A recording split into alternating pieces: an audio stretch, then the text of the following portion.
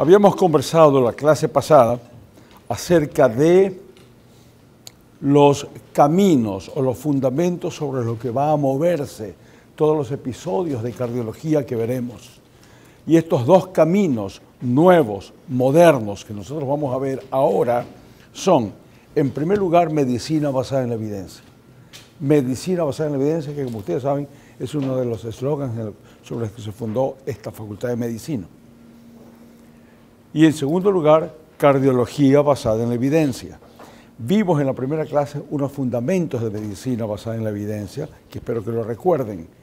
Y ahora empezamos a ver la cardiología, el abordaje evidente de lo que es la cardiología y la forma en que vamos a inspeccionarla, tocarla, palparla, hasta olerla.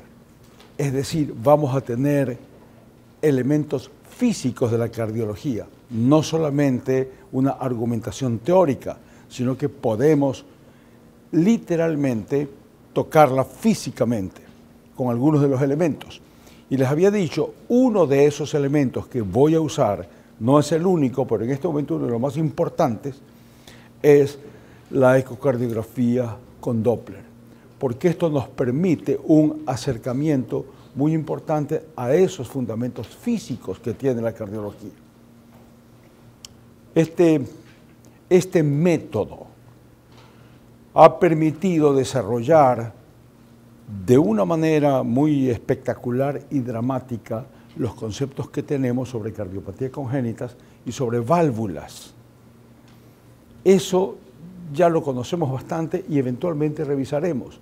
Yo quiero abordar con ustedes durante este curso algo nuevo, que es la función ventricular izquierda, es decir, la forma de abordar una insuficiencia cardíaca de una manera numérica, científica, académica, ahora.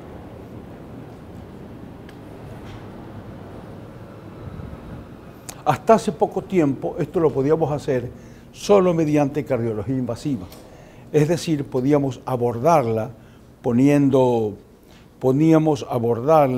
introduciendo un catéter y entrando desde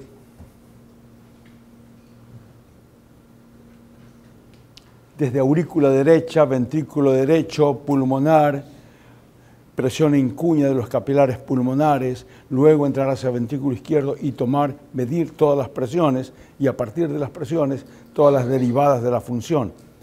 Ya no necesitamos hacer eso. Ahora no invasivamente podemos tener eso y probablemente una mayor información, y es lo que vamos a ver. Cuando dominemos eso, medicina basada en la evidencia, cardiología basada en la evidencia y este abordaje de los elementos físicos de la cardiología, entraremos a hablar de cómo debemos afrontar el día de hoy la insuficiencia cardíaca. Empecemos, luego de haber visto los fundamentos anatómicos y los planos sobre los que vamos a estudiar, veamos algo de hemodinamia. Y lo que tenemos aquí es aproximadamente todos los ciclos cardíacos, en sístole y en diástole. Y lo que ustedes van a ver ahora, es, primero quiero que se concentren en las dos primeras figuras y luego posiblemente en volumen, pero por ahora en las figuras. Recordarán, es un 5 cámaras, el traductor está puesto en la punta del corazón, los dos ventrículos, las dos aurículas y 5 cámaras, porque he adelantado un poco el traductor y veo la salida el tracto de salida del ventrículo izquierdo y la aorta, un 5 cámaras. Cuando retrocedo un poco, mi traductor, me voy solo a 4 cámaras, pierdo la aorta, tengo 4 cámaras, pero en cambio puedo ganar la visualización de seno coronario, que no lo veo ahora, y de las venas pulmonares, 2 de las cuales sí están en este gráfico. Esto va a producir cambios hemodinámicos importantes en 3 áreas. La cavidad auricular, la cavidad ventricular y la aorta de una manera simultánea. Concomitantemente estamos viendo el abordaje hemodinámico del eco, es decir, el Doppler, y vemos el tracto de salida con la imagen espectral de Doppler de la salida de la aorta y en diástole los flujos transmitrales en diástole. Ahora bien, recordemos un poco cuáles son las fases del ciclo cardíaco. Las fases del ciclo son que en sístole tengo literalmente dos fases, una fase preeyectiva y una fase eyectiva.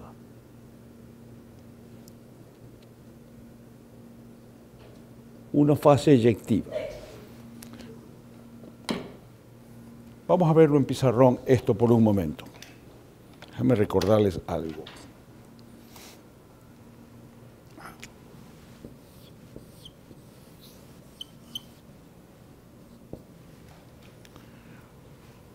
Muy bien, el momento en que se depolariza actividad cardíaca, se produce el QRS, el electrocardiograma, algo pasó, ¿no? Sí.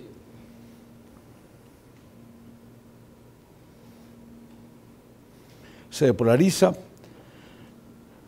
el impulso eléctrico depolariza el corazón. En ese instante, las presiones de aurícula izquierda y de ventrículo izquierdo son aproximadamente las mismas, andan más o menos por 10 milímetros de mercurio. La aorta, estamos alrededor de 80 milímetros de mercurio. Depolariza el corazón, me voy a olvidar por un momento de la aurícula, depolariza ventrículo izquierdo y empieza a desarrollar presión. Aumenta la presión dentro del ventrículo izquierdo, contrae los músculos papilares, tironean cuerdas tendinosas, aumenta la presión parietal, hacen presión sobre las paredes ventriculares, además tironeadas hacia abajo, se cierran y empieza a aumentar la presión. Y la presión casi de inmediato logra sobrepasar la presión de la aurícula izquierda. Por lo tanto, estaban en 10 milímetros de mercurio, ahora empieza a subir el ventrículo sobre 10 milímetros de mercurio, se cerró la válvula mitral y la presión de la aurícula izquierda se quedó acá abajo. Ventrículo izquierdo sigue generando presión. Hasta ese momento tengan en cuenta que las dos válvulas mitral y aorta están cerradas. En realidad las 4 válvulas están cerradas. Va a generar presión ventrículo izquierdo para lograr abrir la válvula aórtica. Para llegar a eso tiene que desarrollar esta presión, es decir, 80 milímetros de mercurio. 80 milímetros de mercurio. Y cuando logra esa presión,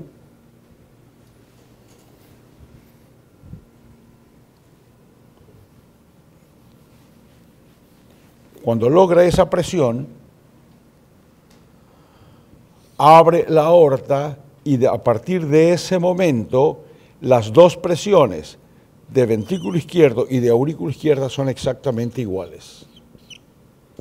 Así como en diástole, ventrículo y aurícula tenían la presión igual, ahora en el periodo eyectivo de la sístole, las dos presiones, ventrículo izquierdo y aorta, son iguales. La aorta es una válvula maravillosa.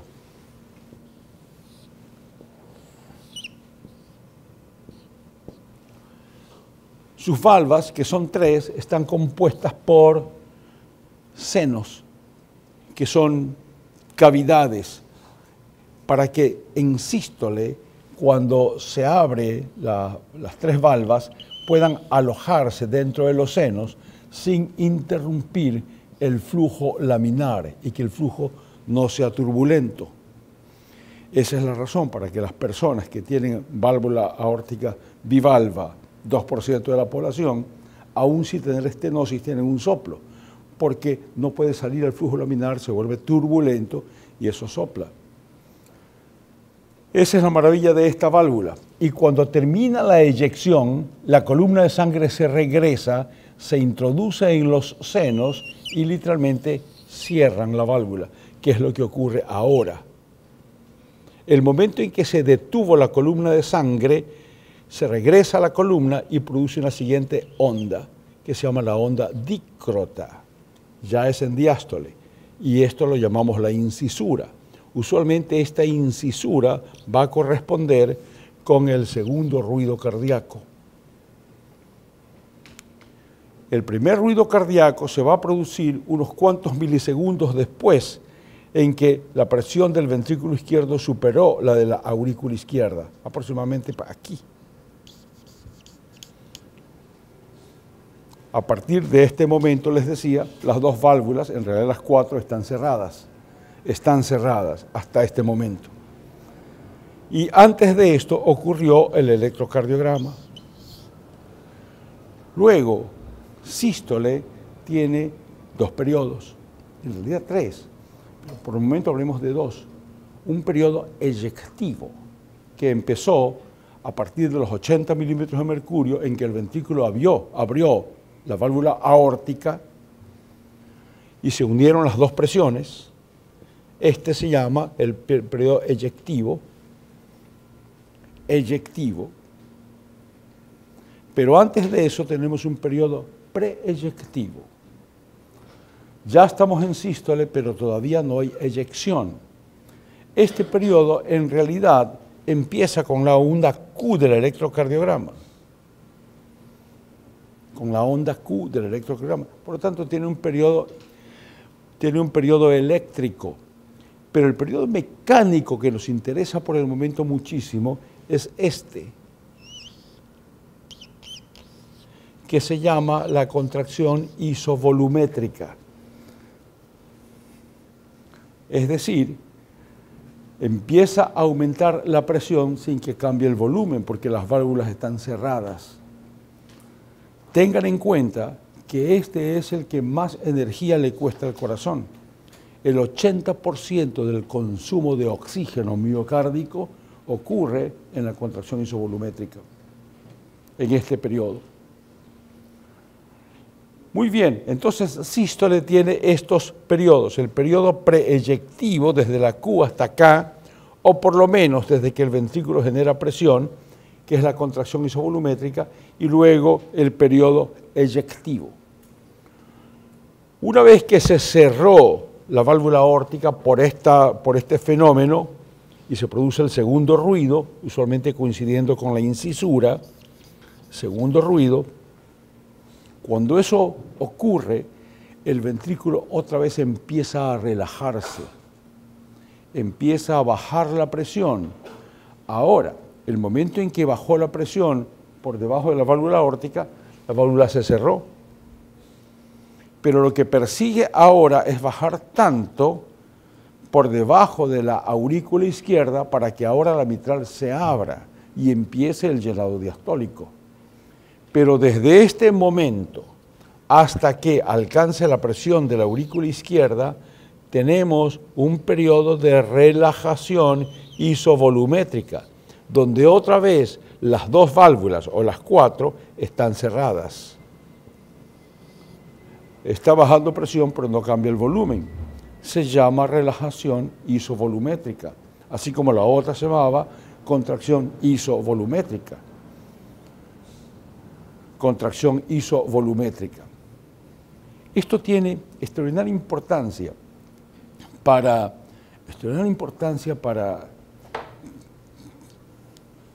la interpretación clínica o los fundamentos fisiopatológicos de la clínica, que es la forma más divertida de hacer medicina.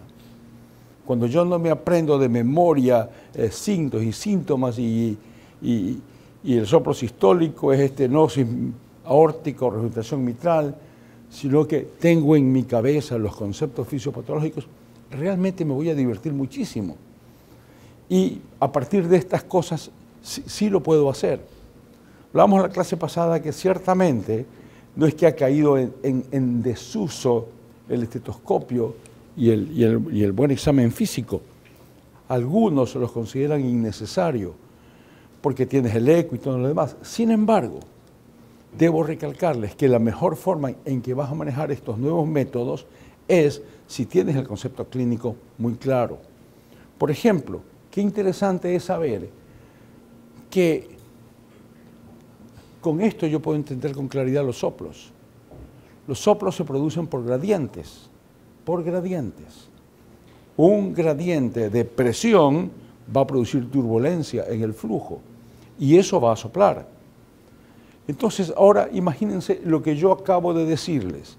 Resulta que el ventrículo va a desarrollar presión para abrir la válvula aórtica. Y a los 80 milímetros lo abrió. ¿Y qué pasó si ese paciente tiene una estenosis aórtica? Resulta que desarrolló toda esta presión y no la pudo abrir. Para poderla abrir, va a tener que desarrollar más presión. Y obviamente para desarrollar más presión necesita hacer gimnasia, necesita ponerse más fuerte, hacer hipertrofia. Pero tiene que desarrollar más presión. Y finalmente, una vez que la abrió, no pasó toda la sangre. Entonces lo que va a ocurrir, de acuerdo a este gráfico, es esto. El ventrículo va a desarrollar más presión,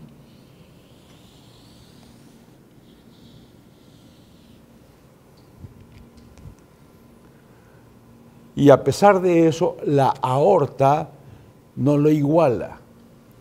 Y la iguala porque el flujo de la aorta, por lo menos si yo lo palpo en carótida, lo estudiaron ustedes.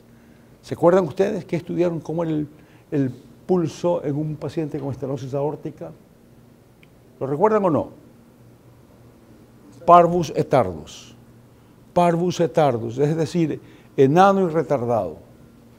Es decir, este flujo carotidio, este flujo aórtico, lo voy a pasar para acá. Ese flujo que normalmente es eso, ahora va a ser esto. Enano comparado con este y tardo. Enano porque no desarrolla la misma presión. Es decir, si ahora lo dibujo acá, va a ser esto. Ya no son iguales. Ahora tengo un gradiente de presión. Y este gradiente de presión lo puedo dibujar así.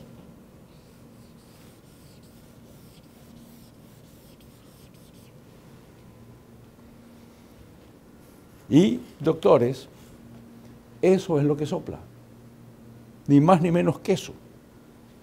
Por eso es que el soplo de la estenosis aórtica es romboidal, porque empieza siendo pequeño, más intenso y menos intenso. Entonces el soplo será exactamente eso. Segundo, el soplo sistólico de la estenosis aórtica será solamente en la fase eyectiva. Por lo tanto, yo ya no tendré mayor dificultad cuando yo ausculte un paciente y tenga un soplo sistólico en diferenciar si el paciente tiene una estenosis aórtica o una regurgitación mitral, porque tengo este concepto. El paciente con estenosis aórtica, el soplo va a empezar después del primer ruido. Tiene que empezar así porque es solo eyectivo. La regurgitación mitral, veremos en un instante, no es así. Yo ya tengo elementos para no confundirme. Las frecuencias también varían, menos importante, pero es bueno que ustedes lo sepan. Un sonido, cualquier energía, varía de acuerdo a los ciclos por segundo en que se produce. Un sonido con baja frecuencia, pocos ciclos por segundo, es más grave. Eso es el soplo de estenosis aórtica, es grave. Y se lo dibuja, cuando tengas que dibujar en una historia clínica, lo dibujas así, a líneas seguidas. Otro cardiólogo te va a entender. Un soplo de la regurgitación mitral, por ejemplo, que son las dos más importantes para ser diferenciados, también una comunicación interventricular, pero esto es lo más importante. Entonces va a ocurrir otra cosa. Ahora no tengo un problema eyectivo en una regurgitación mitral. ahora tengo las dos presiones iguales. No tiene por qué soplar. El problema que yo voy a tener ahora es que en sístole esta válvula no cerró bien y por lo tanto tengo una regurgitación, regresa sangre. Como esto revela siempre un gradiente,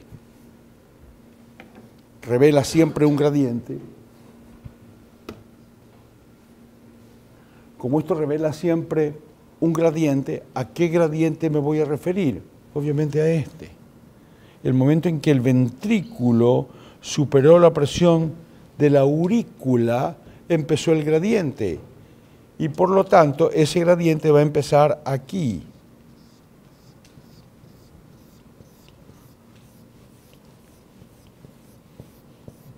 El gradiente es entre aurícula izquierda y ventrículo izquierdo. Y obviamente ese gradiente empezó antes del primer ruido, antes de la eyección. Por lo tanto, yo voy a tener un soplo más largo, que empezó antes del primer ruido, por lo tanto me tapa el primer ruido. No es un soplo romboidal, es un soplo legítimamente rectangular. Y lo grafico de esa manera, empezando y tapando el primer ruido y eventualmente hasta el segundo ruido. A eso me refiero cuando les digo que su examen físico, su abordaje para el paciente, se vuelve realmente muy divertido, algo para disfrutarlo, porque vas haciendo tus interpretaciones al paso y haces un análisis realmente inteligente. Sístole entonces tiene esas dos fases. Diástole va a tener 4 fases. 4 fases. Hasta ahora, hasta antes de este tipo de abordajes, estudiamos más la sístole que diástole. Ahora podemos abordar y tener mucho conocimiento acerca de diástole. Sí. ¿Por qué se produce la subida de presión en la cisura aórtica? ¿Por qué se produce la subida de presión en la cisura aórtica? ¿Te refieres a la dícrota? ¿A la onda dícrota? Sí. ¿A eso fue? Sí, es por la columna de sangre. Mira, está subiendo sangre, saliendo y se acabó y va a cerrarse. Y se cierra muy rápido. El momento en que se cierra, esta columna se estancó. Y ese estancamiento produce un pequeño retroceso, que es la onda dícrota. Entonces, imaginemos que tiene insuficiencia aórtica. Esa onda se vería alterada. Si tienes una insuficiencia aórtica, se altera profundamente. Claro que sí. Y se altera porque, obviamente, esa presión va a descender muchísimo. ¿Verdad? Se producen profundas presiones diferenciales, ¿no?, entre sístole y diástole. En primer lugar, se está regresando sangre, y el momento en que se regresa no se produció el estancamiento. Eso va a retardarse, va a producirse después, porque no se produjo eso. Y sigue bajando esa cantidad de sangre. Por lo tanto, ahora y pronto el ventrículo va a recibir esa sangre que se está regresando de la aorta y la que le llega de la aurícula izquierda, es decir, recibe más sangre. Si recibe más sangre, en su próxima contracción sistólica va a enviar más sangre. Eso aumenta la presión sistólica, ¿verdad? Entonces, aumenta la presión sistólica y baja la presión diastólica, aumentó el diferencial. Se hace mucho más marcado. Buena pregunta. Muy bien. Y es bueno porque tienes que recordar que esa onda de la que le preocupaba a su compañero, onda dícrota, es diastólica. Diastólica. Pero van a ver ustedes en algunos casos donde tienes un doble pico sistólico.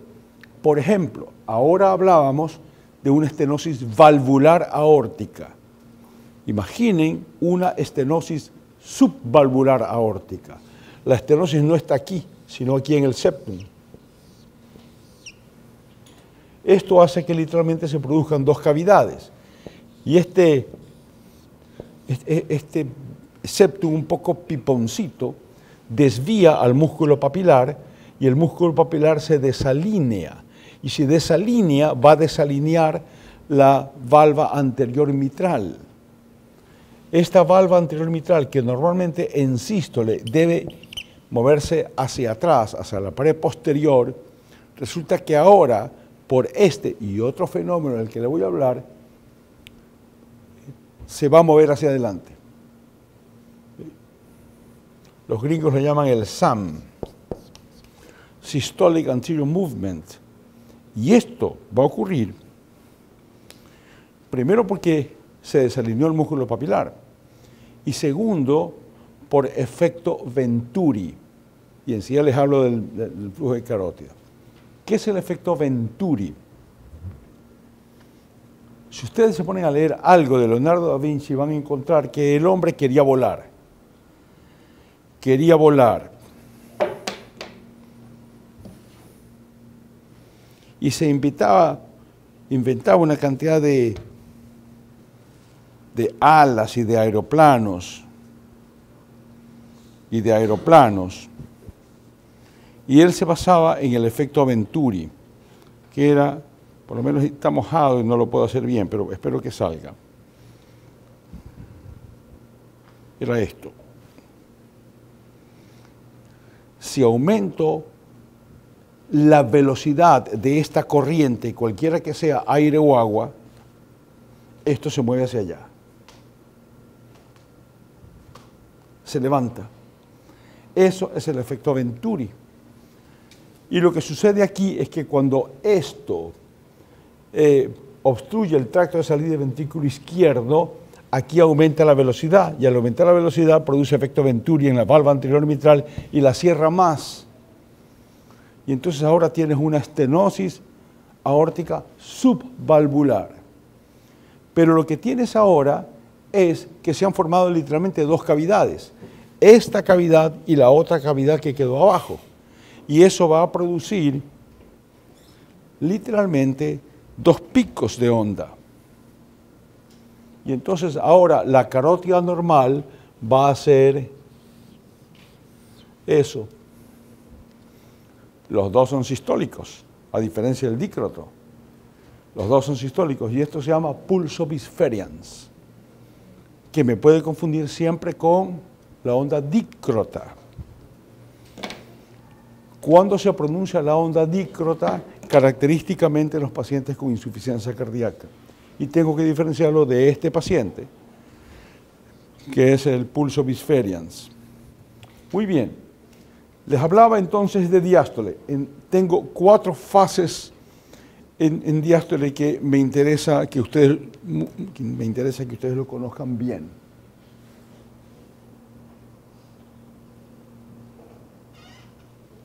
Sí.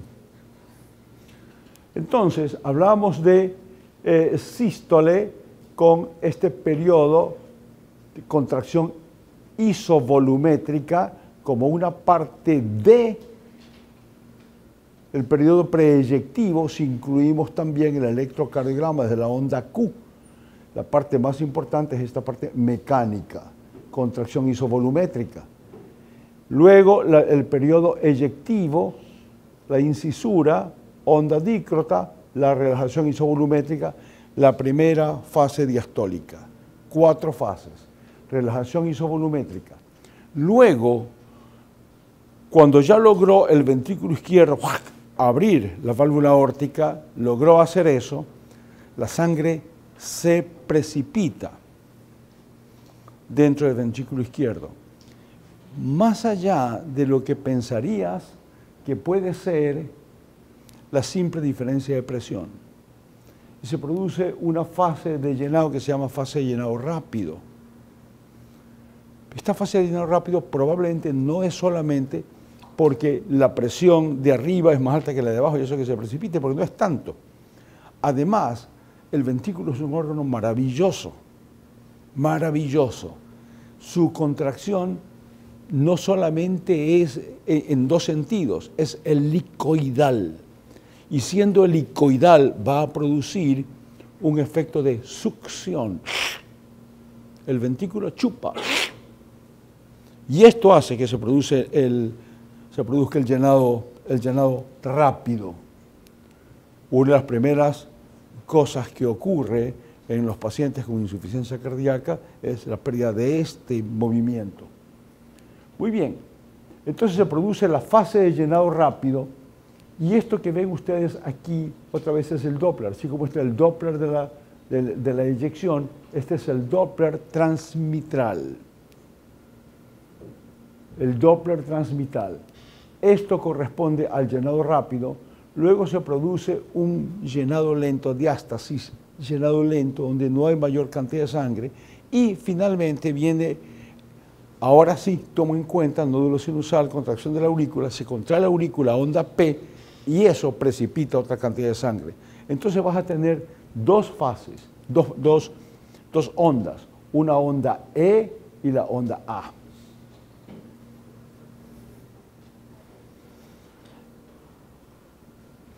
Y en medio la tercera fase. Tengo entonces 4 fases. Este conocimiento es lo que me va a permitir ahora estudiar mucho mejor que antes la función ventricular izquierda. La función ventricular izquierda. Esto se acompaña, ahora sí le podemos prestar atención al último, es el cambio de volumen. Obviamente estamos al final de la diástole, al final inclusive de la contracción isovolumétrica es cuando existe la mayor cantidad de volumen. Se produce la eyección y el volumen disminuye muchísimo hasta que terminó la eyección y quedó literalmente vacío.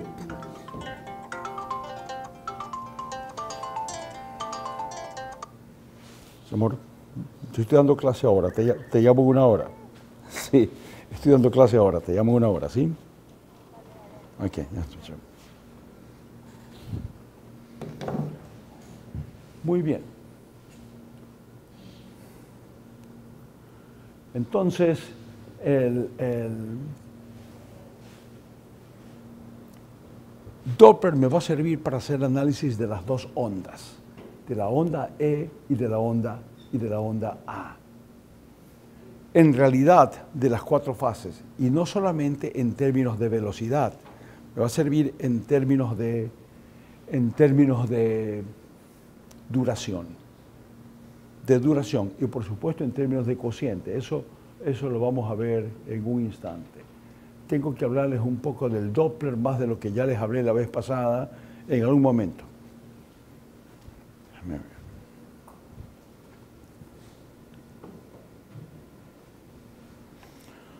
Los flujos son fundamentalmente laminares. Ese es un flujo laminar. Y el flujo laminar puede ser plano o puede ser parabólico, pero significa que todos los elementos del flujo sanguíneo se están moviendo en la misma dirección y a la misma velocidad. Un flujo turbulento ocasionado, por ejemplo, por una estrechez, hace que cambie la dirección de algunos elementos del flujo y otros se vuelven turbulentos, es decir, hacen rosarios o se vuelven helicoidales, se regresan sobre sí mismos, ¿verdad? Es decir, se vuelve un flujo turbulento. Y esto es lo primero que tengo que analizar con el Doppler.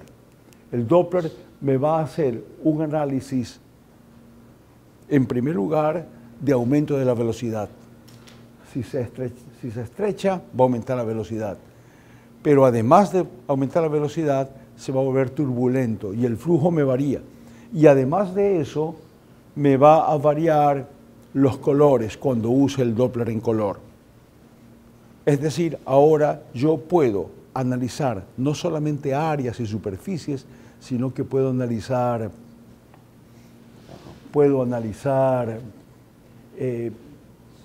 los flujos.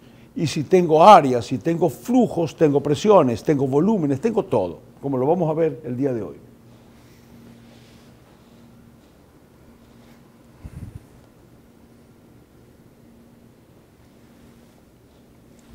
Bien, creo que no se ve muy bien, pero intentemos. ¿Podríamos apagar esas luces?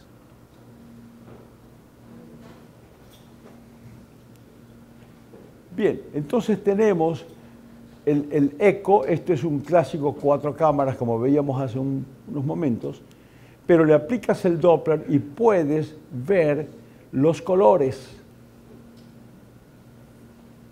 Y habíamos empezado a conversar la vez pasada los descubrimientos de Christian Johann Doppler. Él lo que determinó es que los astros cambiaban de color cuando se movían. Tomaban una coloración cuando se acercaban, otra coloración cuando se alejaban. Y tenían un mayor o menor brillo de acuerdo a la velocidad. Y eso le permitió desarrollar ecuaciones, fórmulas para poder calcular la velocidad a la que se están moviendo los astros. No solo la dirección, sino la velocidad a la que se movían.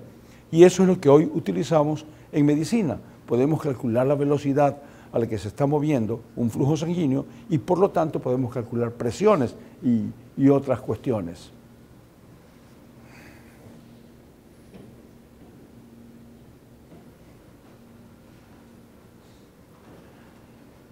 Nos basamos en el color, ¿verdad? Y analizamos que todo el flujo que está acercándose hacia el traductor es rojo. Y todo el flujo que está alejándose del traductor es azul. Y que mientras mayor sea la velocidad a la que se acerque o se aleje, ese color brillará más. El rojo se volverá un rojo muy brillante cuando se acerque hacia nuestro traductor con mayor velocidad, podrá llegar a ser amarillo y volverá a ser aliasing. Ya les expliqué, pero voy a volver a hablar sobre eso. Y entonces puede ser realmente una ensalada de colores que me sirve a mí muchísimo. No me permite medir, pero me hace un análisis cualitativo importante. Este es el Doppler color, que es una especie de angiografía. Pero puede utilizar el Doppler continuo y el Doppler pulsado.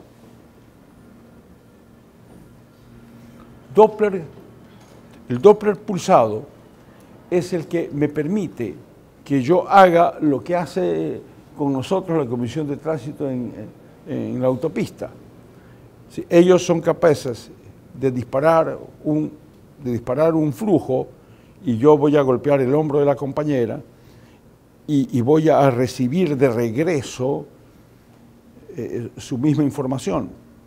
Si ella estuviese moviéndose, alejándose, la frecuencia con la que me contesta va a ser menor a la frecuencia que yo envié. Si ella está acercándose, la frecuencia con la que me contesta va a ser mayor a la que yo envié. Por lo tanto, la forma de calcular la velocidad es la diferencia de frecuencias entre el haz que emití y el que recibo. Esa diferencia me va a decir a qué velocidad está moviéndose, de acuerdo a la fórmula a fórmulas de Doppler. Con eso yo puedo determinar las velocidades normales. Yo puedo poner mi cursor de Doppler a nivel de la punta de las válvulas mitrales o a nivel de válvula aórtica y medir la velocidad a que se está moviendo exactamente en ese punto. Y el punto aproximado es en la aorta algo más de 1 metro por segundo, en mitral un poco menos, pero anda alrededor de eso, a esas velocidades. Y eso es lo que puedo medir. Pero en el caso del paciente que hablábamos hace un instante, de un paciente con estenosis aórtica, la velocidad, como vimos también en los flujos, va a aumentar muchísimo. Va a aumentar muchísimo. Y esa velocidad se puede volver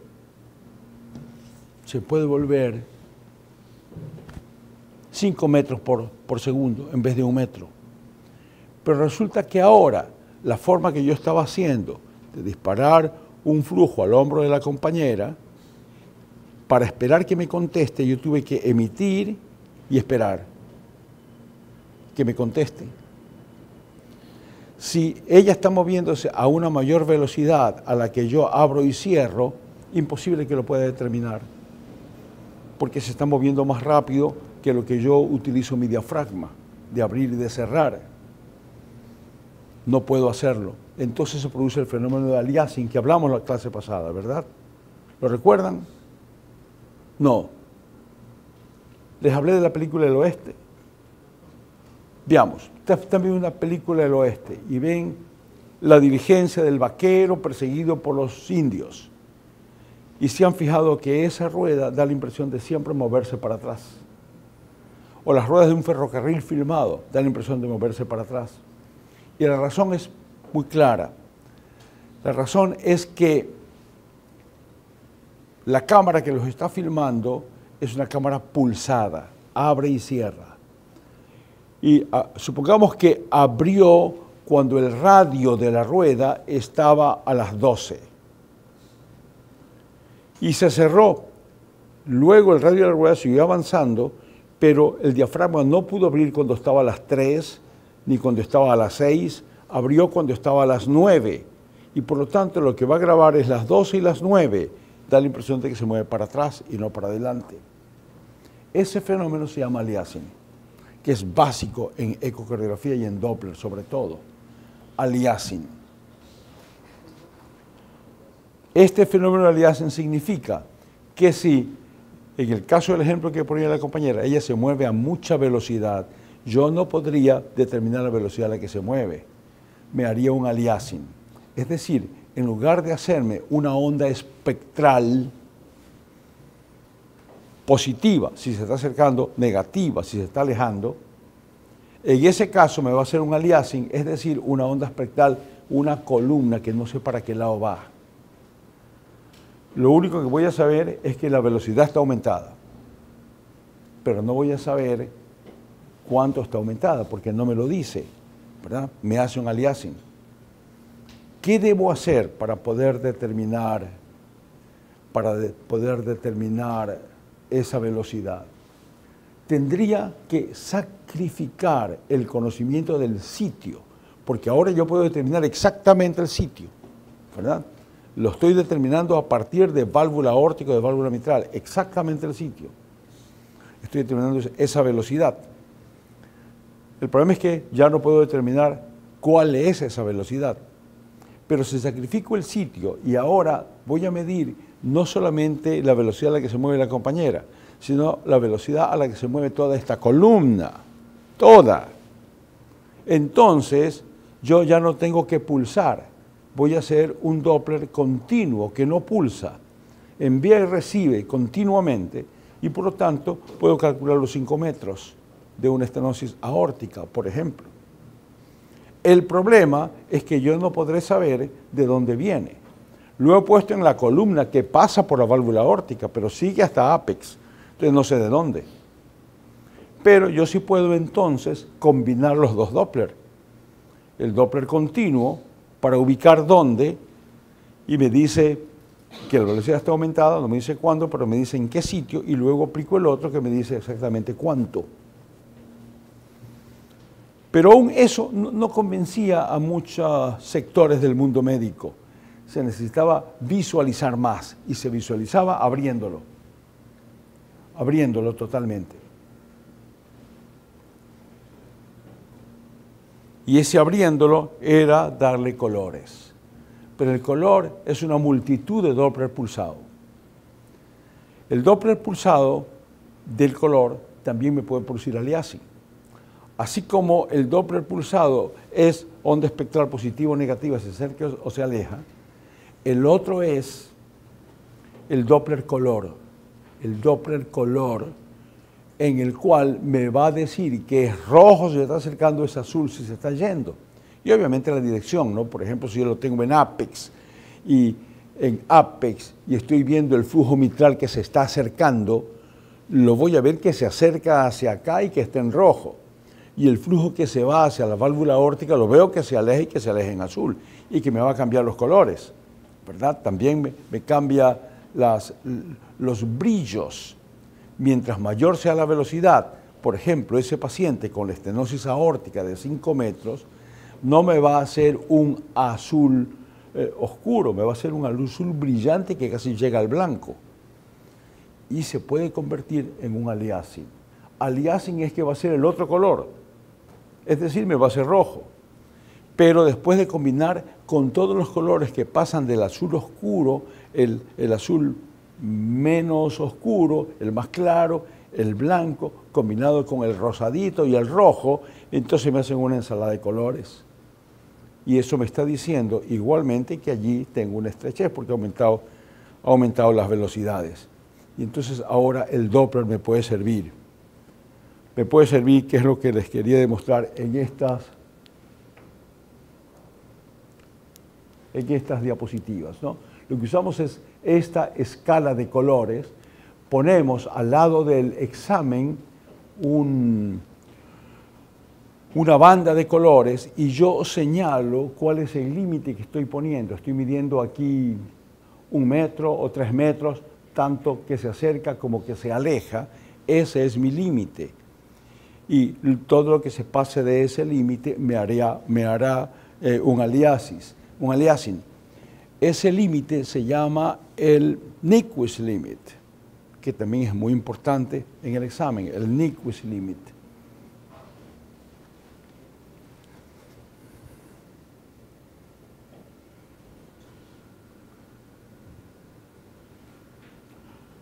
Bien, entonces, lo que tengo es que ahora todo el flujo que se acerca a través de cualquier parte de la cavidad cardíaca se me va a hacer en rojo. Y esto es un movimiento más o menos no muy rápido. Y todo lo que se aleje podrá ser en azul. No alcanzan ustedes a ver muy bien, pero este es un flujo clásicamente transmitral, porque tiene las dos ondas, la E y la A.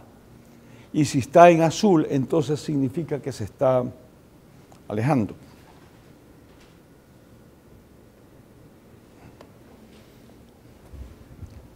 Cuando tengo ese panorama y esa angiografía, voy a hacer interrogaciones. Es decir, voy a poner mi pulsor en distintos niveles y en distintas posiciones del traductor, haciendo cortes transversales o cortes longitudinales para medir esta parte del ventrículo izquierdo, la otra parte del ventrículo derecho, y voy a interrogar acerca de velocidades. Y cuando veamos patología, fundamentalmente insuficiencia cardíaca, lo que veremos es justamente eso.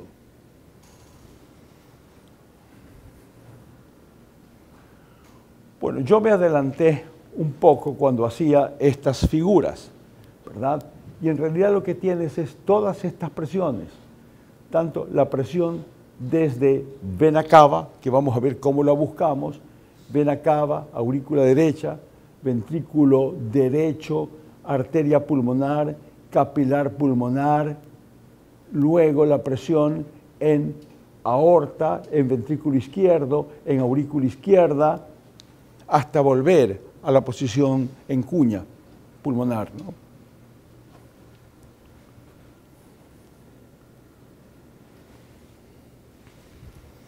Ahora bien,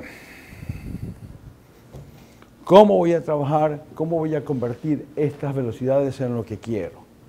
Que son presiones y que son volúmenes y que se trata de todo eso. Voy a utilizar una fórmula que aquí en todo esto ya está resumida, pero que el resumen que quiero que recuerden es solamente este.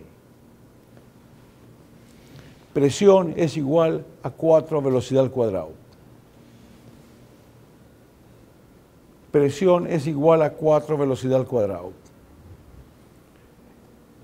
Es decir, en el ejemplo anterior, si tengo un paciente con esa estenosis aórtica, tiene una velocidad de 5 metros, significará que ¿cuál es la presión? ¿Cuál es el gradiente de presión entre ventrículo izquierdo y aorta? Si es 5 metros. 4 velocidad al cuadrado. La velocidad es 5. 5.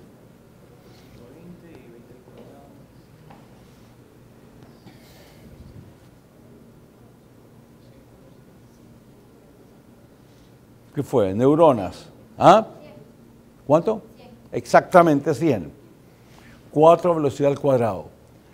Y mira, cuando usted tiene un paciente con estenosis aórtica, usted empieza a decidir si su paciente debe ir a cirugía o no, o a un TAF, es decir, a una implantación de una válvula, después de que tenga 70 milímetros de mercurio, ¿verdad? De manera que ahora usted puede claramente determinar la necesidad de cirugía solamente con este tipo de medición. Solamente quiero que recuerden eso, 4 velocidad al cuadrado.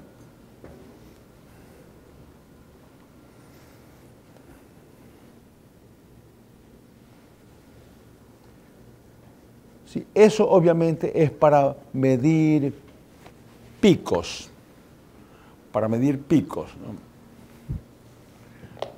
No me sirve cuando quiero medir volúmenes, entonces tengo que hacer otro tipo de velocidad, que vamos a ver en un momento.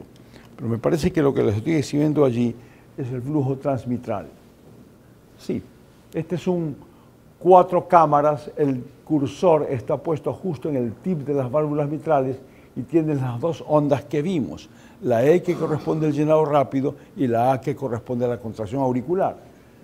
Las 2 ondas, ¿verdad? Y esto, esa onda espectral le dice que se trata de un flujo laminar, porque tiene unas líneas muy delgadas, no llenas. Si fuera el turbulento, se repleta, se hace esto. Ocurre eso. Y esto me permite estudiar el llenado ventricular izquierdo.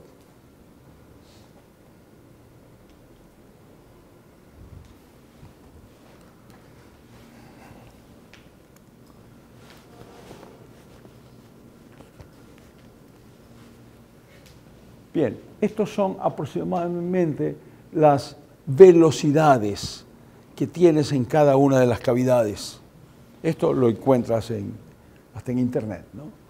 Las velocidades a las que deben moverse en válvula mitral, que llega casi a 1 metro, en el tracto de salida del ventrículo izquierdo, que empieza desde 1 metro, pero se mueve un poquito más, y desde qué posiciones del traductor puedes y debes medir. Igualmente cuánto es en la aorta, que es un poco más, en válvula tricúspide, arteria pulmonar.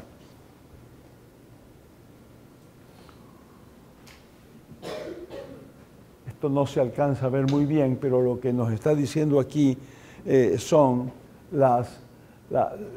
los 3 abordajes que tengo que hacer. Dónde pongo el traductor, qué ventana estoy buscando y cuáles son las estructuras que estoy estudiando. Es el concepto tripartito. ¿Dónde necesitan saber ustedes muy bien eso? Muy bien. Este es el análisis de corazón derecho, exactamente en la misma forma en que lo hemos visto antes. Es cómo mido aurícula derecha, cómo mido ventrículo derecho y cómo me voy a pulmonar. Veamos eso. Veamos eso. Yo les mostré una de las primeras diapositivas en la clase pasada, les mostré al doctor Pierre Louis, ya que es el padre de la medicina basada en la evidencia. Es del ángulo de Lewis. Y él determina que del ángulo de Lewis hacia la aurícula derecha debe haber 5 centímetros. Y por lo tanto, cuando tienes al paciente acostado y vas a estudiar la distensión yugular, que no les debe faltar nunca, siempre debe haber distensión yugular en tus pacientes, por lo menos en cardiología, no importa a la inclinación que tengan. Hay gente que te dice tiene que ser a 45 grados, 30, no tienes que hacer eso, porque obviamente el nivel de distensión va a variar de acuerdo a qué tan inclinado está. Va a subir o a bajar, de manera que a usted no le interesa mucho eso. Lo pone en el sitio donde lo va a ver.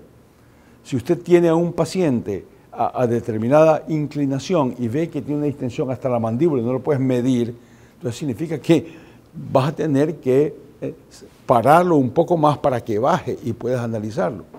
Igualmente, si no tienes nada, significa que vas a tener que acostarlo un poco más para que se eleve y puedas ver. Todo lo que está encima del ángulo de Lewis, les aumentas los 5 centímetros que da hasta la aurícula derecha. Si tienes 5 centímetros en cuello sobre el ángulo de Lewis, significa que tiene 10 centímetros de agua de presión de aurícula derecha. ¿Sí está claro? 10 centímetros de agua. La relación con milímetros de mercurio es 1.34. 1.34, de manera que lo puedo transformar en milímetros de mercurio fácilmente. Entonces puedo determinar cuál es en clínica, en mi consultorio, en la sala del hospital, puedo determinar cuál es la presión de la aurícula derecha y por ahí solo es el comienzo. Cuando estoy en eco, puede ser que mi técnica mida la vena cava. Y midiendo vena cava y determinando si esa vena cava colapsa o no colapsa, si colapsa o no colapsa, puedo determinar exactamente la presión de la aurícula derecha. Más adelante hay una diapositiva mostrando eso. Pero los números claves son 1.7 del diámetro de la aurícula derecha y si le dices al paciente que estornude o haga un gesto como ese, lo que va a pasar es que la vena cava debe colapsar más del 50%. Si mide más de 1.7 y todavía colapsa, significa que te acercas a los 10 milímetros de mercurio. Si te aumenta sobre el 1.7 y ya no colapsa 50%, está cerca de los 15 milímetros de mercurio. Y si finalmente está totalmente dilatada y no colapsa, está en 20 milímetros de mercurio. Si tienes la presión de la aurícula derecha y el paciente siempre hay algo de regurgitación tricuspidia. Una regurgitación tricuspidia, ¿qué me está revelando? Una diferencia de presión entre ventrículo derecho y aurícula derecha. ¿Es verdad? Si yo tengo esa diferencia de presión, mido la velocidad, 4 velocidad al cuadrado, ya sé cuál es la diferencia de presiones entre ventrículo derecho y aurícula derecha. Y si yo ya medí con cava o con la distensión yugular cuál es la presión de la aurícula derecha, ya sé cuál es la presión del ventrículo derecho. ¿Sí está claro? Sí, ¿verdad? Presión sistólica y ventrículo derecho ya la tengo. Y si no hay una estenosis pulmonar, ¿cuál debería ser la presión sistólica de la arteria pulmonar?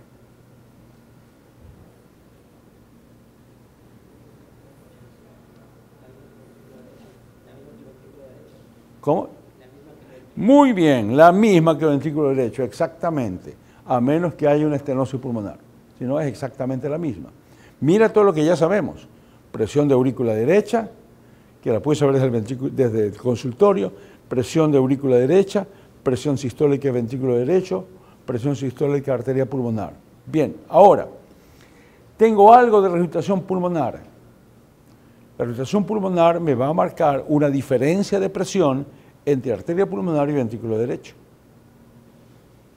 La mido, 4 velocidad al cuadrado, ya sé cuál es la diferencia de presión de arteria pulmonar y de ventrículo derecho,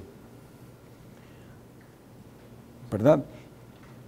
Y yo ya sé cuál es la presión diastólica del ventrículo derecho, ya la sé. ¿Cuál es? La presión de la aurícula derecha es la presión diastólica del ventrículo derecho. Es la misma. Puedo entonces derivar presión diastólica del ventrículo derecho y luego me voy al izquierdo, que ya otras diapositivas que les voy a mostrar. Y entonces, será muy fácil cuando tengamos que hablar de los trastornos hemodinámicos de una insuficiencia cardíaca. Será muy fácil porque nos referiremos a estos valores de presión que son abordables para usted. No le estoy hablando de temas bíblicos inabordables, sino algo que usted lo puede medir, sabe dónde está, cómo conseguirlo, y vas a empezar a familiarizarse con esos números, ya no solamente con la calidad de la medicina, sino con números. La medicina se volverá muy fácil. Por ejemplo, este es vena cava, ¿verdad? Y con lo que hago en vena cava es ir a medir el diámetro y por supuesto también pues, ver su función. Pero este es un examen muy sencillo y que debe ser parte del complemento del estudio de corazón.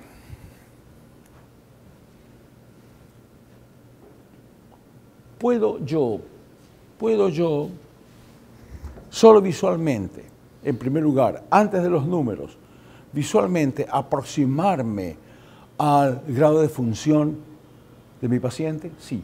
Yo tengo aquí ahora un paciente con un ventrículo derecho normal, que normalmente es la tercera parte de ventrículo izquierdo. Si yo empiezo a tener esa idea aproximada, esto significa que si llego a tener un paciente en que los dos ventrículos se ven iguales, yo tengo por lo menos una hipertrofia ventricular derecha moderada, por lo menos. Y si llega a medir más, tengo una hipertrofia ventricular muy importante. Si llega a medir el derecho más que el izquierdo.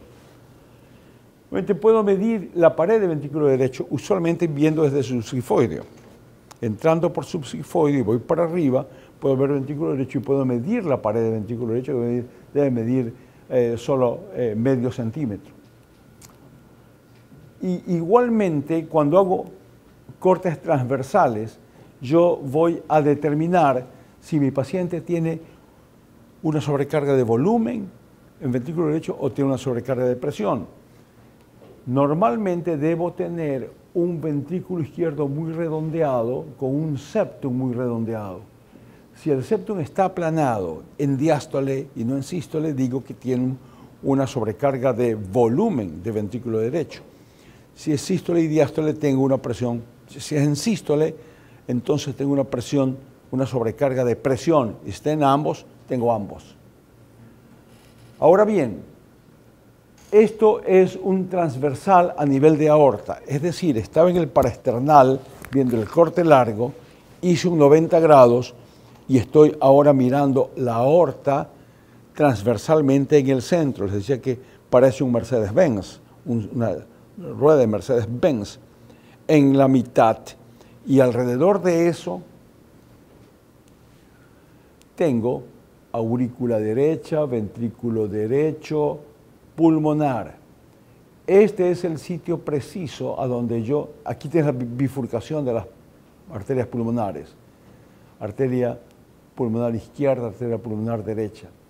A nivel de la válvula es donde yo debo medirla, debo medir el diámetro. Ahora voy a mirar no solamente presiones, voy a mirar además, voy a empezar a mirar volúmenes.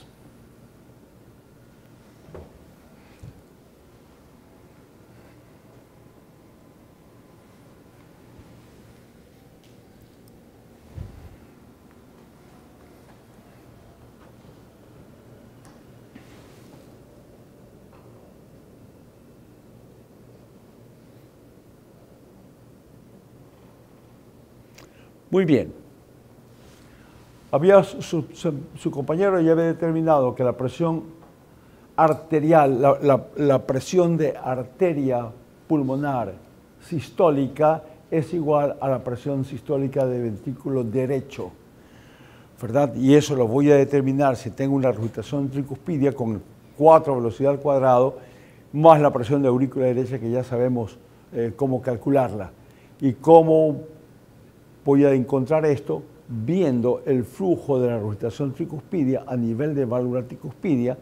Voy a tener ese jet de tricuspid regurgitation, voy a aplicarle el 4 velocidad al cuadrado y me dan todas las presiones que yo necesito saber. De manera que si yo tengo la clínica de que mi paciente tiene una hipertensión pulmonar primaria o secundaria, yo puedo fácilmente determinarla. Y además, yo sé lo que tengo que pedir al laboratorio, que necesito que me contesten para confirmar o descartar un diagnóstico que yo estoy haciendo. Entonces, estoy haciendo una cardiología basada en la evidencia, es decir, una cardiología inteligente. Bien.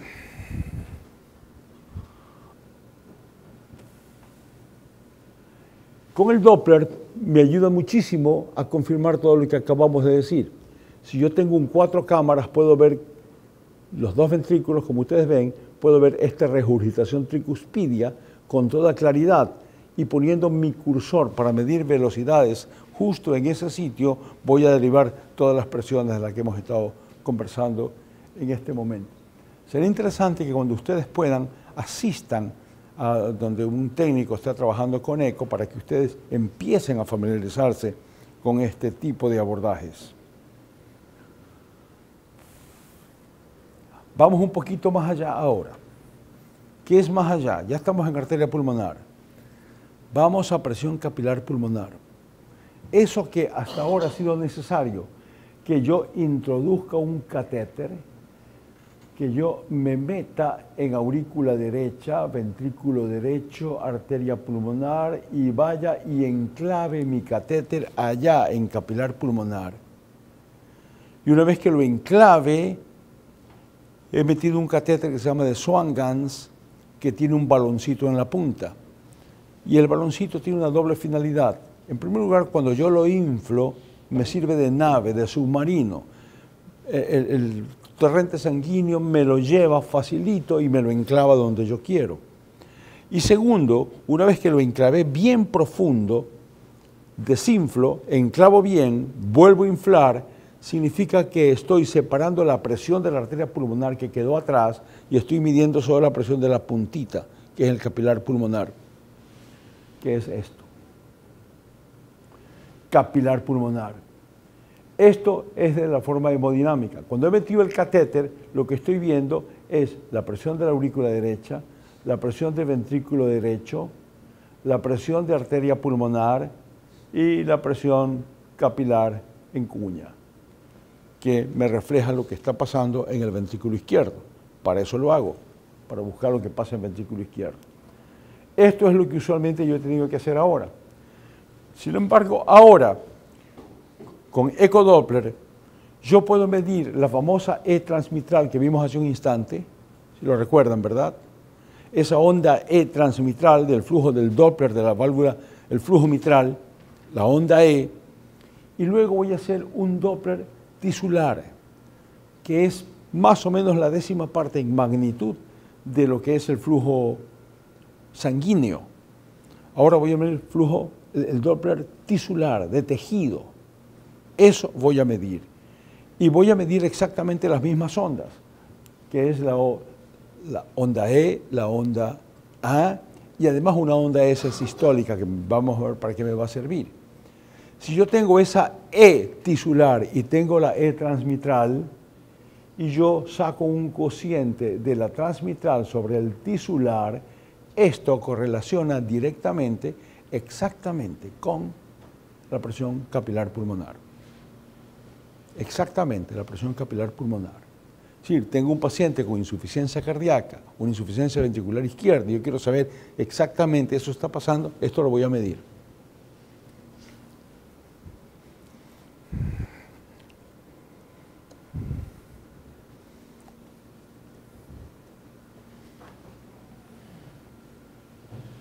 Muy bien.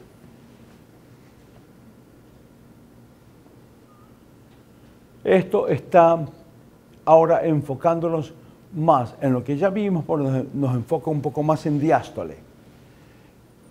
Observen lo siguiente.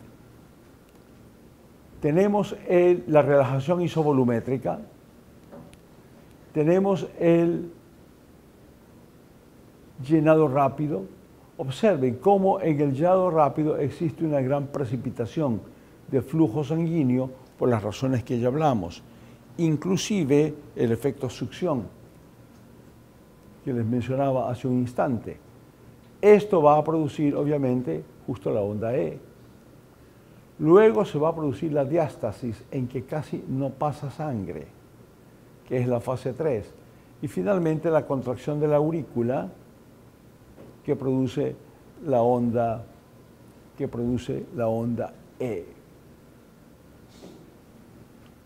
Esto además tiene traducciones en colores, con el flujo de Doppler en color, con los cuales los estoy empezando a familiarizar.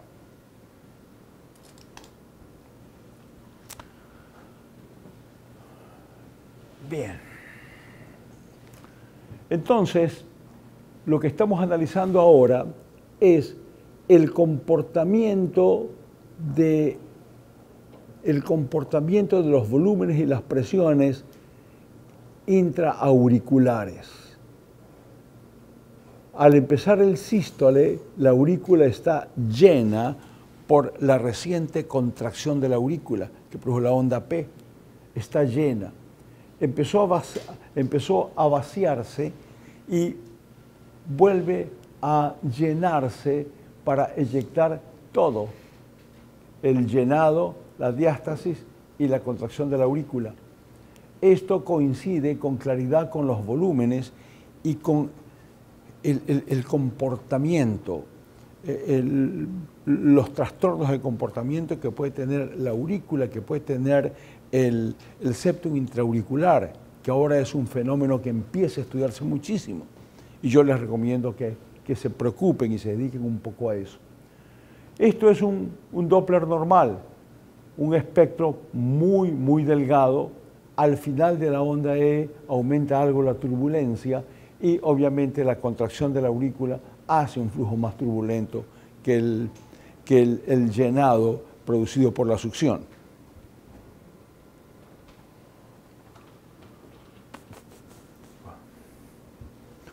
Más o menos lo que estaba señalando ahora. Fíjense ustedes cómo el llenado rápido tiene un flujo mucho más delgado, mucho menos turbulento que lo que hace la contracción de la aurícula, donde es un poco más turbulento.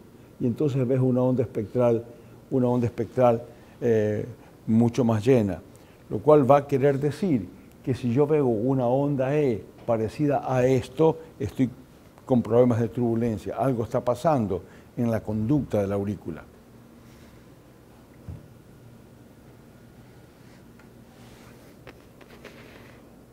Bien.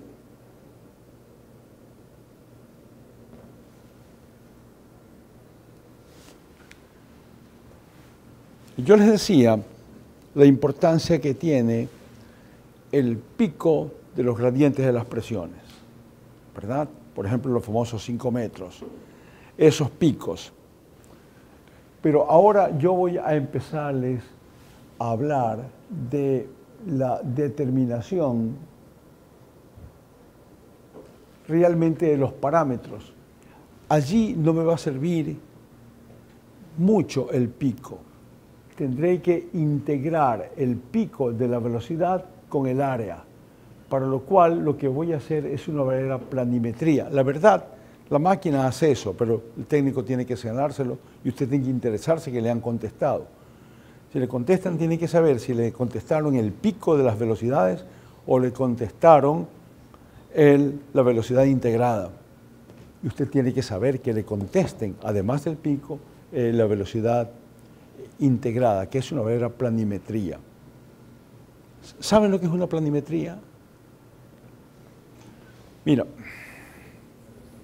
cuando yo hacía mi entrenamiento en Estados Unidos, obviamente, muy lejos de pensar que iban a existir software y computadoras para poder medir eso. Y entonces medíamos esas presiones literalmente en hojas largas. En hojas largas. Y entonces, si yo tenía, imagínense una estenosis mitral,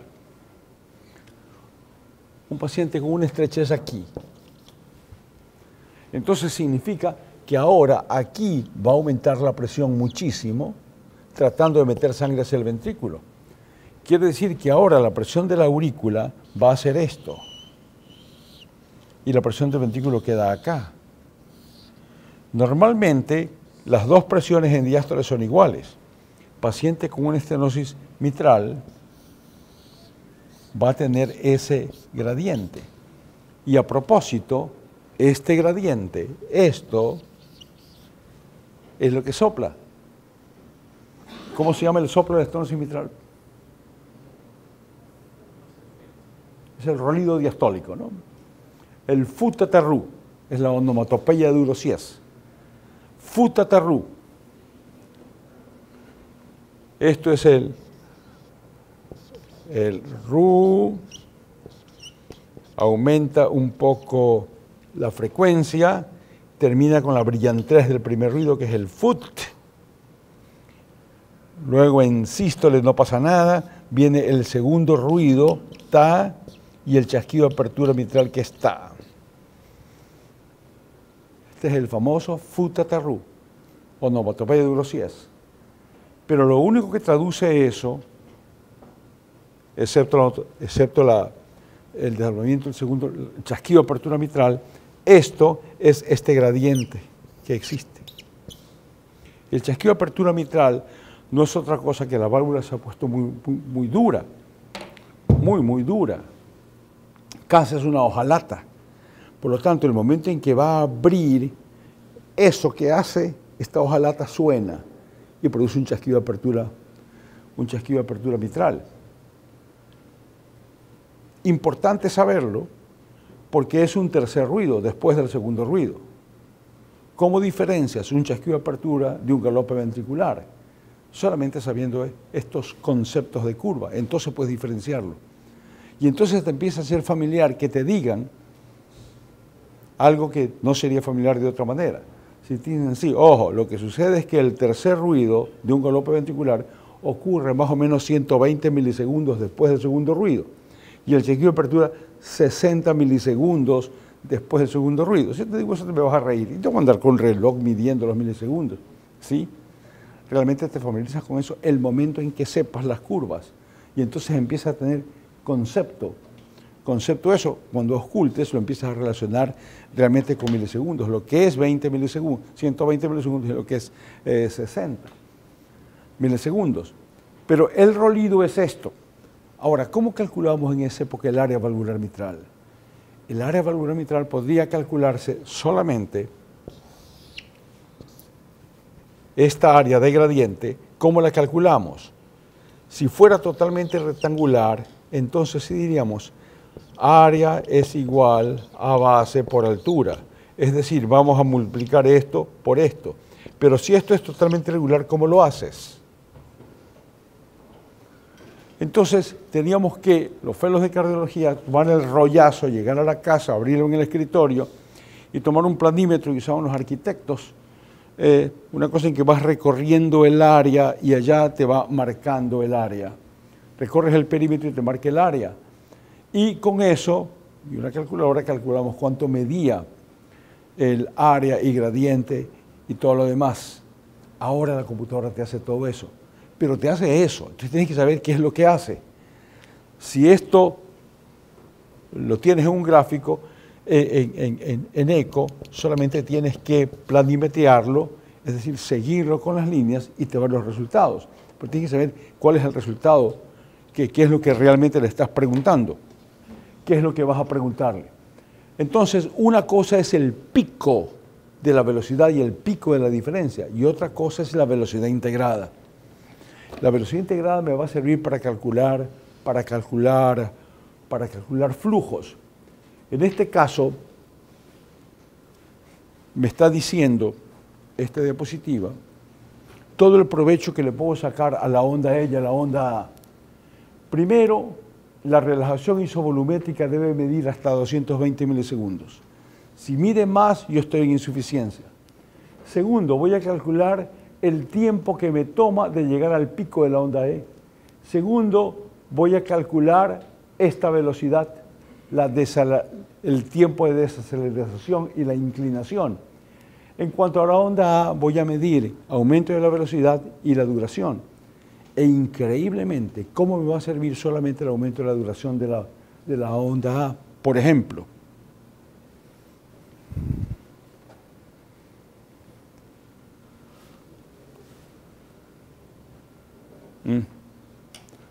ya vamos a terminar. Mucha información para un día, ¿no? Pero ya terminamos. Entonces, tienes que medir cada uno de estos tiempos que les he señalado, que esto solo les paso el concepto, eso no voy a tomar en el examen, pero quiero que tengan el concepto.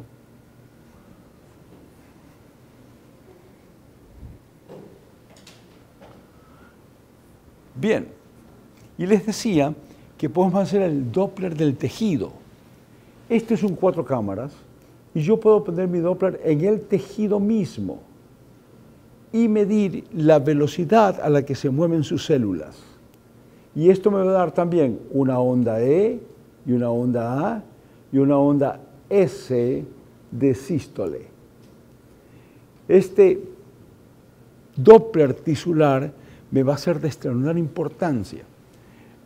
En un paciente, por ejemplo, que tiene un infarto y no lo mido donde siempre mido regularmente, que es a nivel del anillo mitral, lateral o septal, pero el paciente tiene un infarto acá y yo mido allí, voy a tener esa onda sistólica que debe medir normalmente 6 milímetros, ahora no me va a medir.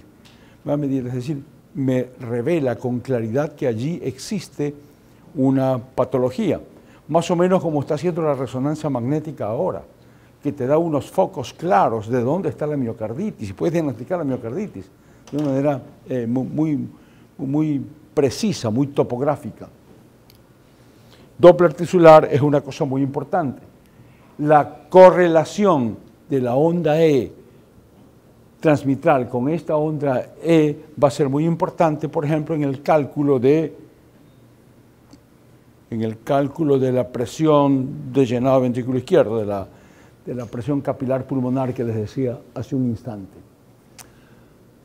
Haciendo modo M puedo medir la velocidad a la que cambian los colores y esto tiene relativa importancia.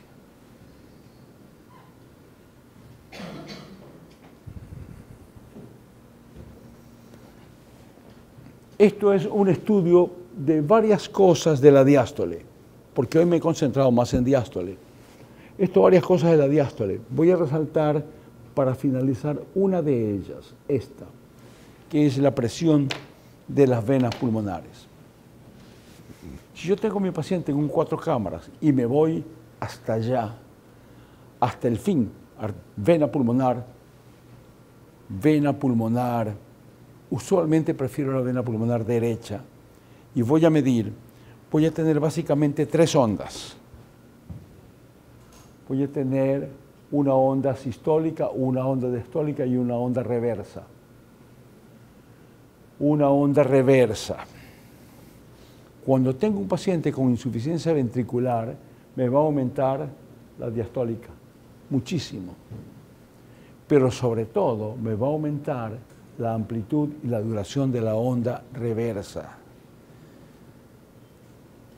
Nos fijamos que el flujo transmitral tiene 2 ondas, E y A, ¿verdad? E y A. Esa onda A tiene una duración. Esa duración debe durar más que esta onda A reversa, más que esta. Que esto debe medir hasta 35 milímetros, hasta 35 milisegundos. Si esa onda A queda inferior a esta, significa que tengo una disfunción diastólica. Significa que yo tengo mayor presión dentro del llenado ventricular, de la aurícula y por lo tanto de las venas pulmonares. Ahora yo estoy realmente acercándome a las evidencias tangibles de lo que es una insuficiencia, lo cual me permite hacer diagnóstico más preciso, pero sobre todo me permite que yo tenga una comprensión más cabal, más clara de lo que es la insuficiencia. Déjame ver, creo que me voy a quedar allí.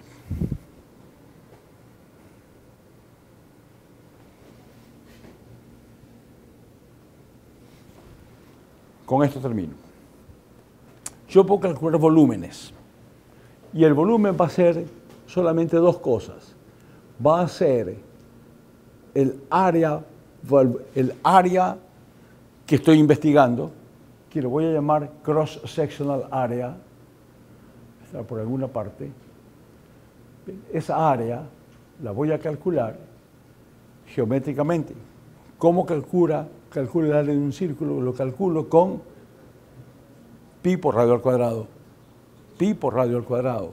Si no tengo radio, sino que tengo diámetro, entonces yo voy a utilizar el pi por diámetro sobre 2 al cuadrado. ¿sí? Pi por diámetro sobre 2 al cuadrado, me da el cross-sectional area. Y esto lo voy a medir, por ejemplo, en el caso de la válvula aórtica, aquí, a nivel de la válvula. Y voy a medir el flujo mitral, el flujo aórtico, perdonen, el flujo aórtico.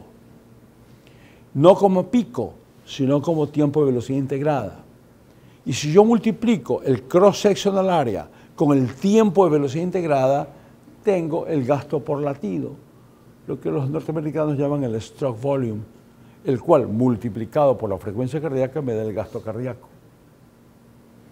Es decir, llego a una de las fórmulas básicas en cardiología, calcular gasto cardíaco. Y el gasto cardíaco lo voy a calcular con el área de una de las válvulas por el tiempo de velocidad integrada. Si yo calculo lo mismo a nivel mitral, fue una de las preguntas capciosas que hice la clase pasada, igualmente el cross-sectional area del anillo mitral con el tiempo de velocidad integrada me dará exactamente el mismo gasto cardíaco. O si lo calculo en allí donde lo señalé antes, en válvula pulmonar, veo el diámetro pulmonar y veo el tiempo de velocidad integrada, entonces estoy analizando el gasto cardíaco del lado derecho, lo cual, por ejemplo, es básico en las congénitas. En un paciente con una comunicación intraauricular o interventricular o un patent ductus, si yo calculo esto en aorta y esto en arteria pulmonar, voy a tener no lo mismo, sino serán diferentes, ¿verdad? En el lado derecho me va a dar un mayor volumen, indicándome que tiene una comunicación 2:1 en caso de que el gasto cardíaco derecho sea el doble que el otro, o 3:1 en caso de que sea el triple, pero así es como lo voy a calcular. Siempre en su examen tendrá que determinar cuál es el gasto cardíaco de su paciente, ¿verdad?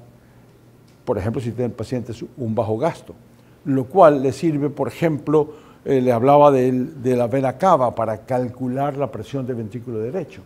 Un paciente con hipovolemia o paciente chocado va a tener una presión del ventrículo derecha baja, pero no solo eso, sino que ese paciente va a tener, yo les dije cuánto medía el diámetro de la vena cava normal, 1.7.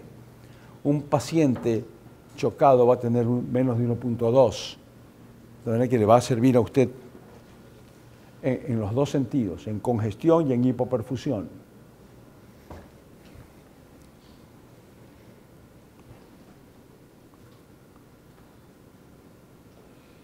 Puedo calcular volúmenes ya geométricamente. Todo el volumen calculado como área y calculado como volumen del cilindro, lo puedo hacer. Puedo calcular los tiempos. Le decía que teníamos en sístole un tiempo de eyección, que es un tiempo eyectivo, y tienes un periodo preeyectivo, que es la contracción isovolumétrica, ¿verdad? Tienes una relajación isovolumétrica, contracción isovolumétrica, y tienes relajación isovolumétrica, y tienes los tiempos.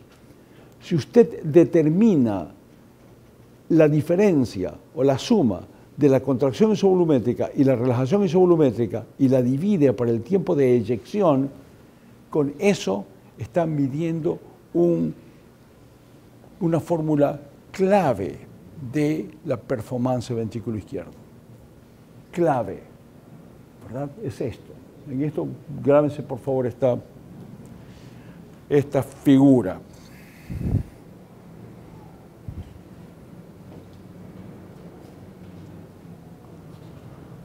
Sí, esto es lo mismo.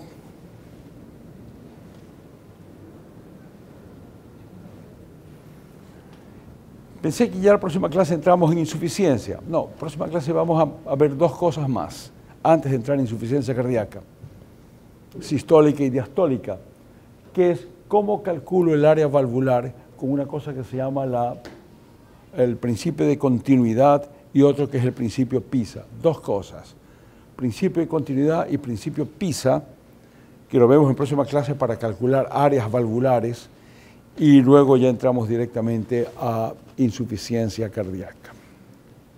Sistólica y luego diastólica. Y veremos después qué más, tal vez farmacología de eso. Muy bien, vamos a quedarnos ahí el día de hoy. ¿Qué pregunta tienen? Algo que les pueda aclarar antes de despedirnos.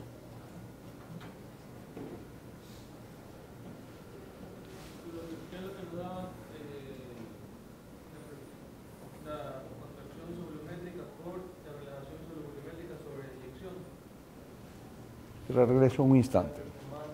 Performancia miocardial del ventrículo izquierdo, sí. ¿En qué se refiere con performancia miocárdica? ¿Cómo? A la performancia miocárdica, ¿a qué se refiere? Ya, déjame llegar allá y te explico.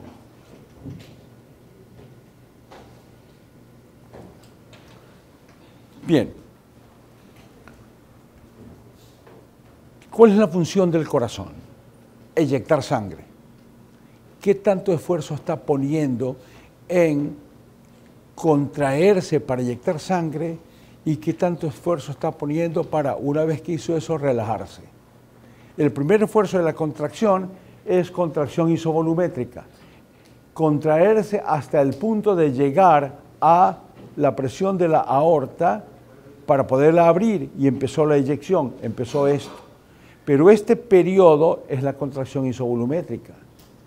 Si el paciente empieza a tener insuficiencia, antes de sentirlo, antes de que hayan manifestaciones clínicas, probablemente lo que primero empiece esto a retardarse más allá de 220 milisegundos. Y luego la relajación. La segunda parte de la función cardíaca es aprender a relajarse para poder recibir sangre. Es decir, esta relajación isovolumétrica. Terminó la eyección y va a relajarse para recibir el llenado rápido. Eso va a retardarse también. Por lo tanto, una buena performance va a hacer que esto dure menos para que esto dure más. Si se invierten y esto es demasiado, dura más y la eyección es poca, entonces significa que no tiene una buena performance. Por eso a alguien se le ocurrió la idea de hacer la correlación de la contracción isovolumétrica y la relajación isovolumétrica y hacer la suma de los dos y dividirlo para el tiempo de eyección. Aquí lo que ha hecho es, la fórmula dice lo mismo de una manera diferente. Ha medido todo, la contracción isovolumétrica, la relajación isovolumétrica y el tiempo de eyección ventricular, todo, y a ese periodo lo llama el periodo A, de contracción isovolumétrica hasta final de la relajación isovolumétrica, A, y ahí está incluyendo la eyección. Lo que está haciendo es dividir, restar el A menos el B, que viene a ser la suma de los dos y nada más, ¿verdad? Sí se dan cuenta, ¿verdad? Que es lo mismo, solo dicho de una manera distinta. Está sumando todo y restando esto, que viene a ser lo mismo que sumar este más este y dividido por el B. Y entonces es la performance. Fíjense ustedes, si un paciente empieza a tener una escasa relajación, significa que al último de la diástole, cuando la aurícula va a contraerse y meter sangre en un ventrículo que se ha puesto rígido, por ejemplo en una hipertrofia, eso va a sonar feo. Eso es un galope auricular, que suena justo antes del primer ruido, justo después de la onda P. Es un galope auricular, un S4, ¿verdad? Le está revelando que ya empezó una insuficiencia cardíaca diastólica. Ahora bien, por el contrario, cuando tienes un ventrículo flácido y viene el llenado rápido, este llenado rápido, y ese llenado rápido se encuentra con un ventrículo flácido, eso va a sonar feo. Ese es el galope ventricular, el S3, que nos revela también insuficiencia cardíaca.